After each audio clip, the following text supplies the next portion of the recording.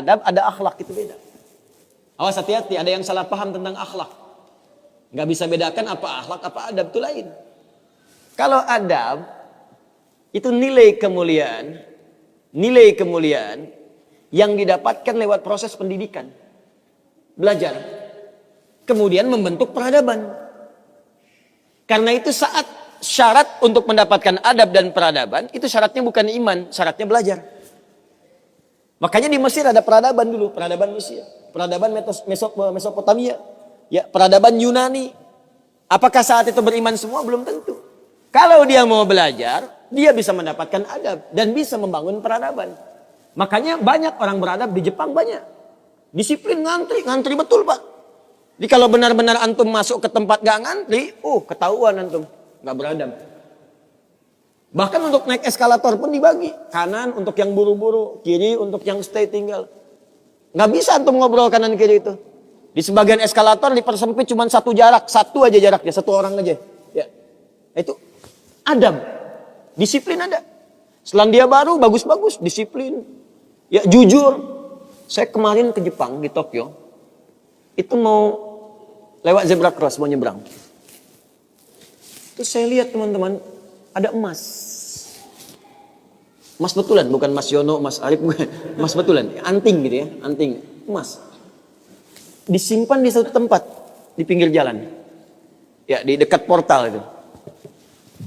Saya tanya ini kenapa nggak ada yang ngambil? Saya tahu sebetulnya, karena tiap tahun kita kunjungan ke sana, ke masjid kita di sana. Katanya, Masya Allah Ustaz, di sini kalau ada barang apapun ditemukan di jalan, tidak ada yang berani ngambil.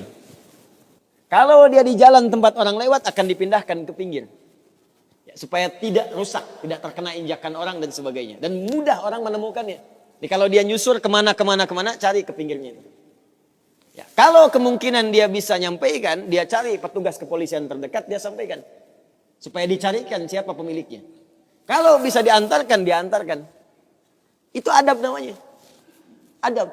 Jadi kalau Anda ingin mendapatkan adab, ya ukurannya tidak hanya negeri muslim, non-muslim pun bisa mendapatkan itu. Tapi akhlak beda. Akhlak itu nilai kemuliaan yang dihasilkan dari proses ibadah kepada Allah Subhanahu wa taala. Makanya ada orang beradab tapi belum tentu berakhlak.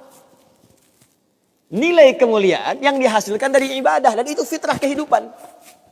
Makanya kehidupan kita saat diciptakan, ya prosesnya disebut khalaq. Iqra bismi rabbikal ladzi khalaq, proses penciptaannya. Yang menciptakan disebut Khaliq. Quran surah Quran surah 96 ayat 1, sekarang Quran surah 15 ayat 28. Wa idz qala rabbuka lil malaikati inni khaliqum basyara. Di proses penciptaannya disebut khalaq, penciptanya disebut Khaliq. Makanya Allah disebut sang Khaliq. Kita makhluk. Bentuknya bisa jin, ya, bisa manusia, bisa hewan. Makanya saat disebutkan jin dan manusia menggunakan khalaq. Wa ma khalaqtul jinna wal insa illa liya'budun. Karakter itu, ya, karakter kemanusiaan kita, fitrah kita hidup. Kalau ingin mulia, maka diharuskan ibadah, liya'budun, ibadah. Supaya apa? Mendapatkan akhlak. Akhlak senapas dengan khuluq. Kalau sudah terkumpul pada diri kita, berubah jadi khuluq. Itu yang disebut surat Al-Qalam. Ketika memuji Nabi SAW.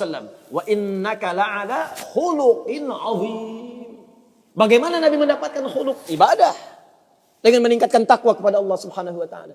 Makanya diminta kita sholat, diminta kita puasa, baca Al-Quran supaya punya akhlak.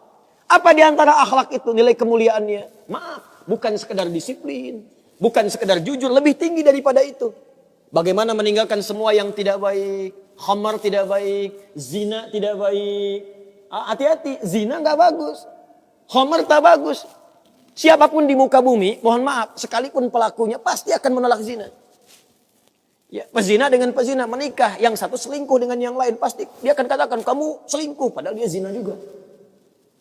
Silakan cek. Mabuk sama khamar. Makanya dalam Islam khamar dilarang. Karena itu ketika Anda sholat, tujuannya apa? Membentuk akhlak. Apa diantaranya? Quran surah ke-29 ayat 45. Utlu ma uhya ilaika minal kitab wa aqimis shalah innas sholata tanha anil fahsya'i wal munkar. Fahsya itu perilaku buruk dari syahwat.